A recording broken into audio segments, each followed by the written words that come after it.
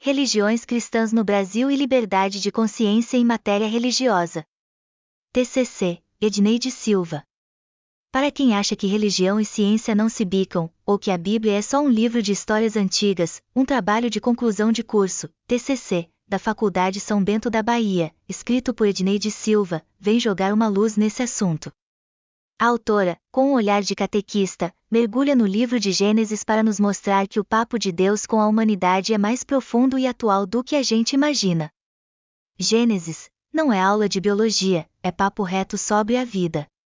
Muita gente lê Gênesis como se fosse um livro de ciência ou um documentário histórico. Mas a Edneide Silva, no seu TCC, explica que não é bem assim. O Gênesis, que significa origem em grego, não foi escrito para contar como o universo surgiu no detalhe científico. Pense nele como uma poesia, uma história cheia de símbolos para nos ensinar verdades importantes sobre Deus, a gente e o mundo. Os autores da Bíblia não estavam lá com uma câmera filmando a criação. Eles estavam tentando responder às grandes perguntas da vida para o povo da época deles: de onde viemos? Por que estamos aqui? Quem é Deus? E eles usaram uma linguagem mitológica para isso. Mito, aqui, não é no sentido de mentira, mas de uma história que usa símbolos para explicar realidades profundas.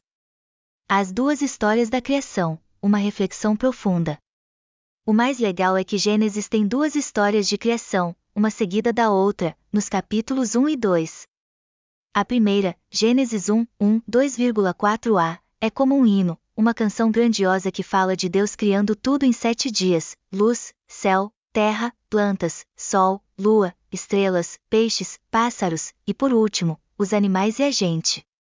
No 7º dia, Deus descansa, abençoa e santifica esse dia.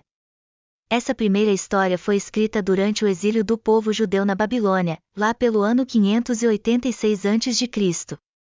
Pensa só, o povo estava longe de casa, com a cultura e a religião em risco. Os sacerdotes, para manter a fé do povo, escreveram essa narrativa para mostrar que o Deus deles era o Criador de tudo, muito maior que qualquer Deus da Babilônia. A segunda história, Gênesis 2, 4b, 25, é mais antiga e foi escrita lá pelo ano 950 a.C., na época do rei Salomão. Essa história é mais próxima da gente.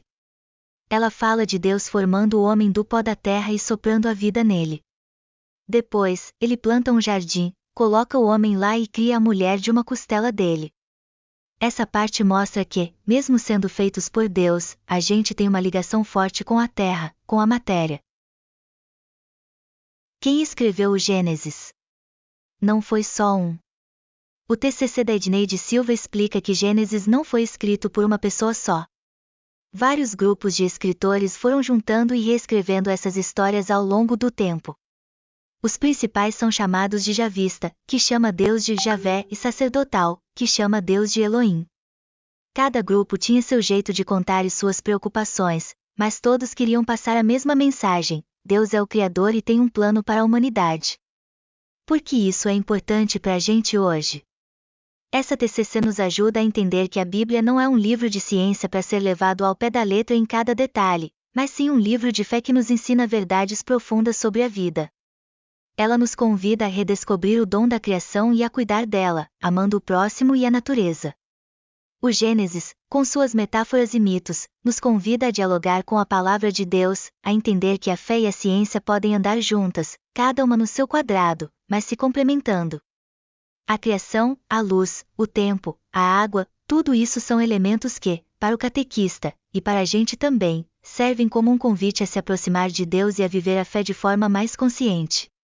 Afinal, entender essas histórias não é só coisa de teólogo. É um jeito de a gente se entender melhor, entender nosso lugar no mundo e a nossa relação com o Criador. É como a Edneide Silva diz no TCC, olhar para Gênesis é olhar para uma obra-prima que nos conecta com a história do povo de Deus e nos lembra que, desde sempre, a gente tem essa capacidade de se relacionar com o divino. Fim. Fonte: Trabalho de conclusão de curso, TCC, Edneide Silva Faculdade São Bento da Bahia, pós-graduação Lato Sensu em Pedagogia Catequética, 2010. Biblioteca Virtual do PCJ.